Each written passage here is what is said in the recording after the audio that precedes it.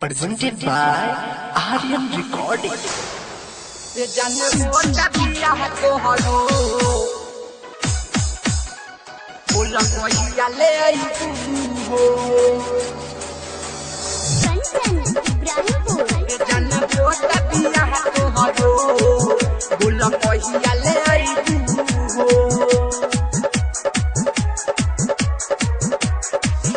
जन हो तबिया तोहरो बोला कहिया ले आईबू हो ए जन हो तबिया तोहरो बोला कहिया ले आईबू हो अरे पाके तू पियावा के प्यार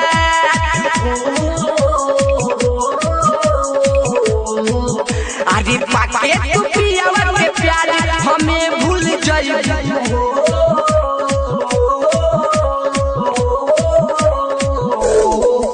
जन हो तबिया तोहरो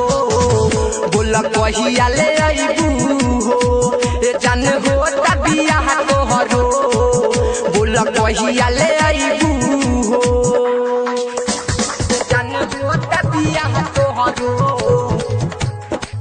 बोला कहिया ले आईबू हो Presented by Aryan Recording. जन हो तबिया तोहरो बोला कहिया ले आईबू कहरिले हम प्यार तोहसे कैसे भुलाईब तोरा बिना जियब नाही हम मर जाईब कहरिले हम प्यार तोहसे कैसे भुलाईब तोरा बिना जियब ना हम मर जाईब तोरा बिना जियब ना हम मर जाईब आदि आके सपनवा में आदि आके सपनवा में हमें तोरा पाईबू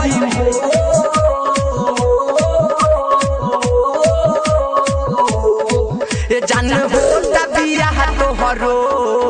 बोला कहिया ले आईबू हो जन हो तबिया तोहरो बोला कहिया ले आईबू हो जन हो तबिया तोहरो बोला कहिया ले आईबू हो Presented by Aryan Recording. जन हो तबिया तोहरो बोला कहिया ले आईबू राहुल रसीला के लागल दिल में गहो हो खबू ना हमर ऐसन बान मोर भाग हो राहुल रसीला के लागल दिल में गहो हो खबू ना हमर ऐसन बान मोर भाग हो खबूल हमर ऐसन बाना मोर भाग हो आदि राइटर से उजस दिल के आदि राइटर से उजस दिल के तू बड़ा बड़ा पाईबू